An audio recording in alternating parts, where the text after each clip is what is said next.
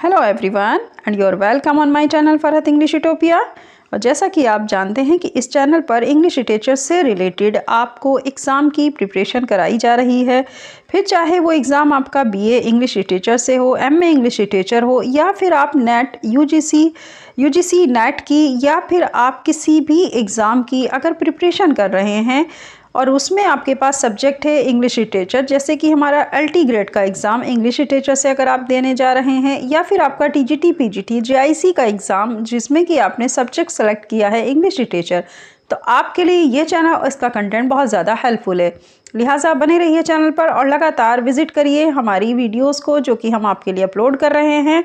और आजकल जो वीडियोस मैं आपके लिए अपलोड कर रही हूँ वो है हमारे Indian writers contributed in the English literature, जो भी उनका कंट्रीब्यूशन रहा, जो भी उन्होंने कंट्रीब्यूशन दिया, तो उस सब का डिस्कशन अभी हम फ़िलहाल कर रहे हैं। आज हम इसी तरह से अपनी इंडियन राइटर्स में ही एक हमारी, अगर हम बात करें राइटर्स की, तो उन राइटर में ही एक famous name in the writer है हमारे अनीता देसाई। अनीता देसाई जी का जो जन्म रहा 1937, बॉर्न 1937 में रहा। इससे पहले मैंने आपके साथ डिस्कशन किया है रविन्द्रनाथ टैगोर जी। उसके बाद आए हमारे पास अरुंधति रॉय, कमला दास एंड सरोजनी नायडू। मैंने काफ़ी अच्छी वीडियो उनके पर्सपेक्टिव में डाली हैं। अगर आप देखना चाहें तो आप बहुत अच्छे से उनकी biography and there works study कर सकते हैं मेरे इस चैनल फरहत इंग्लिश यूटोपिया पर। चलिए, डिस्कशन चल रहा था अनीता देसाई का। अनीता देसाई बॉर्न 1937। अब हम थोड़ा सा इनका बायोग्राफी देखेंगे। Anita Desai born 1937। She was born on 24th June 1937 in Missouri. Her father was a Bengali and her mother was a German. तो आप समझ गए होंगे कि 24 जून 1937 में मसूरी में इनका जन्म हुआ अनीता देसाई जी का। उनके पिताजी एक बंगाली थे और माँ उनकी जर्मन थी। She got her early education in Delhi में रहकर ही उनकी जो प्रारंभिक शिक्षा दीक्षा, जिसको हम हिंदी में बोलते हैं, तो वही कहा जा रहा है कि जो प्रारंभिक शिक्षा थी वो दिल्ली में हुई। She completed her graduation in English literature in 1957 और फिर उसके बाद उनका ग्रेजुएशन इंग्लिश लिटरेचर से हुआ 1957 में at Delhi university. She was married to Ashwin Desai. उनकी शादी हुई अश्विन देसाई के साथ। अब इनके वर्क के बारे में हम डिस्कशन कर लेते हैं। देखिए, इनका वर्क रहा, she has written 10 novels and many short stories. उन्होंने क्या किया, 10 नॉवेल्स लिखे हैं और काफ़ी शॉर्ट स्टोरीज़ कई तरह की लिखी गई हैं। She started writing prose at the age of 7। उन्होंने लिखना स्टार्ट कर दिया था जब वो महज 7 साल की थी। Her stories were published in children's magazines. उनकी स्टोरी उस समय पर पब्लिश होती थी चिल्ड्रन की मैगजीन्स में, यानी जब वो अर्ली एज थी, या एक तरह से देखा जाए तो चाइल्डहुड एज में जो वो स्टोरीज़ लिखती थी तो पब्लिश किस में होती थी, चिल्ड्रंस मैगजीन्स में होती थी। हर first story circus cat alley cat was publish. सबसे पहली स्टोरी जो थी उनकी वो उसका नाम था circus cat alley cat was published in 1957 in thought. Her second short story, और सेकेंड स्टोरी शॉर्ट स्टोरी कौन सी थी, थॉट थी। नेक्स्ट देखते हैं, how gently is the mist was published in the illustrated weekly of India in 1958।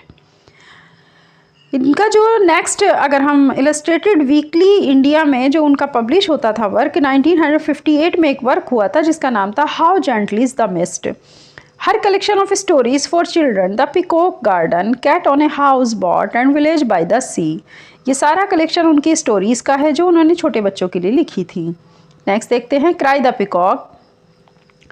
Cry the peacock, this is her first novel publish इन 1963। ये उनका पहला नॉवल था जो कि पब्लिश्ड हुआ 1963 में। Maya is the heroine of the novel. Maya इनकी heroine थी। She is a spoiled and starved daughter of a rich ब्राह्मण।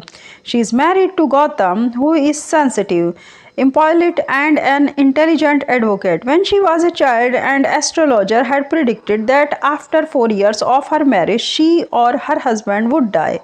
Due to the fear, she loses her balance of mind. In an insane condition, she kills her husband. This novel describes the psychological dilemma of Maya's inner psyche. इसकी थोड़ी सी जो है इसने summary दी हुई है cry the peacock की। Cry the peacock ये इनका पहला नावल था 1963 में। माया नाम की हीरोइन इस नावल में है जो कि अनीता देसाई ने उसके कैरेक्टर को सेलेक्ट किया था जिसका नाम था माया। इसके बारे में ये है कि बचपन में ही उसे एक ब्राह्मण जो व्यक्ति था उसने प्रेडिक्शन कर दी थी उसके बारे में, और उसे कहा था कि जब तुम्हारी शादी को 4 साल हो जाएंगे तो तुम और तुम्हारे पति दोनों मर जाएंगे। जब उसकी शादी गौतम से हुई, गौतम नाम जो था उसके पति का नाम था, गौतम से उसकी शादी होती है जो कि एक इंटेलिजेंट एडवोकेट रहा था। तो क्योंकि बचपन में एस्ट्रोलॉजर ने उसे ये प्रेडिक्शन दी थी, तो वो हमेशा इस डर की वजह से जीती थी कि शायद एक दिन ऐसा आएगा जिस दिन वो और उसका पति दोनों मर जाएंगे। इसी अगर फ्रस्ट्रेशन में देखा जाए तो साइकोलॉजिकल इफ़ेक्ट इसका ये पड़ा कि वो अपने माइंड का बैलेंस खो बैठी, और एक दिन एक ऐसी कंडीशन ऐसी आई कि उसने अपने हस्बैंड को खुद ही मार दिया। तो ये नॉवेल कहीं ना कहीं व्याख्या करता है साइकोलॉजिकल डिलेमा की, कि माया के अंदर जो था कितना ज़्यादा मनोवैज्ञानिक तथ्य छुपा था, या एक तरह से साइको माया हो गई थी कि उसने अपने हस्बैंड को ही अपने ही हाथों मार दिया था। नेक्स्ट नॉवेल देखते हैं, voices in the city. This is her second novel publish in 1965। Second novel था इनका वॉइसेस इन द सिटी, जो कि 1965 में पब्लिश होता है। The novel describes the miserable condition of मायरॉड। ये नॉवेल पूरी तरह वर्णन करता है एक बड़ी ही दयनीय स्थिति की मायरॉड की। Monisha and Anita in Calcutta city, ये 3 कैरेक्टर हैं इसमें, मेरॉड, मोनिशा, अनीता, कैलकाता सिटी में। Through her personal diary Monisha reveals the mental state which proves fatal for her. Monisha की जो कि अपनी पर्सनल डायरी होती है वो उसमें अपनी मानसिक स्थिति के बारे में लिखती है, और वो ये साबित करती है कि वो भाग्य की मारी हुई है। नेक्स्ट देखते हैं, next novel bye bye black bird. This is her third novel publish in 1975। It describe the condition of Indians who have settle in London city. इसमें पूरी तरह वर्णन किया गया उन इंडियंस के बारे में जो कि लंदन सिटी में जाके सेटल हो गए थे। क्या नाम है इसका? Bye bye black bird. Adit and Dev are facing the problems of alienation, the state of being a foreigner in settling in London। इसमें आदित्य एंड देव नाम के 2 कैरेक्टर हैं जो बहुत सी परेशानियों से जूझते हुए लंदन में सेटल होते हैं, या एक विदेशी कहलाने की धुन में वो वहाँ जाकर के एक विदेशी की स्थिति में कैसे ज़िंदगी को जीते हैं। यही इसमें पूरी तरह से इस कहानी को दिखाया गया है बाय बाय ब्लैक बर्ड में। नेक्स्ट देखते हैं, where shall we go this summer. Next है ये नॉवेल इनका, where shall we go this summer. This is her 4th novel publish in 1975। The protagonist is disturb to see that the people are busy in earning and spending. ये 4था novel था जो कि publish हुआ था 1975 में। इसमें पूरी तरह दिखाया गया था कि इंसान कैसे एकदम चाहता है बहुत ज़्यादा बिजी होना और कमाना, इसी कमाने में वो अपना एक खूबसूरत टाइम किस तरह से गुजार रहा है। They fire on the mountain. This is her 5th novel. Next देखते हैं अब हम, नेक्स्ट नॉवेल है fire on the mountain. This is her 5th novel publish in 1977 in London. ये इनका 5th नॉवेल था जो कि पब्लिश हुआ 1977 लंदन में। It reveals Nanda cause motherly feelings, insult and helpless of alienation for second state. इसमें दिखाया गया कि कैसे नंदा कॉल्स जो है वो अपनी माँ होने की जो फीलिंग्स है उसे, जब उसे इंसल्ट फील होती है तो उसे कैसा महसूस होता है, वो अपने आप को कितना असहाय महसूस करती है। यही स्थिति उसकी दिखाई गई फायर ऑन द माउंटेन में। Baumgartner's Bombay. This novel was published in 1988. Baumgartner's Bombay, ये नॉवेल पब्लिश हुआ 1988 में। It is a story of a German Jew who feels himself as an outsider in his country because he is a Jew. इसमें दिखाया गया उस German की कहानी को, एक जर्मन जीव की कहानी को जो कि महसूस करता है अपनी ही देश में रहते हुए अपने को वो उस देश का नहीं मानता, आउटसाइडर मानता है क्योंकि वो एक जीव है। ही कम्स टू इंडिया, वह इंडिया आता है, where he is an outsider because he is a firangi. वो यहाँ आकर भी आउटसाइडर ही कहलाता है क्योंकि लोग उसे फिरंगी को कहकर, फिरंगी से संबोधित करते हैं, फिरंगी कहकर बुलाते हैं। Her other novels are clear light of day in 1980, journey to Ithaca in 1985 and feasting fasting in 1999 and in custody.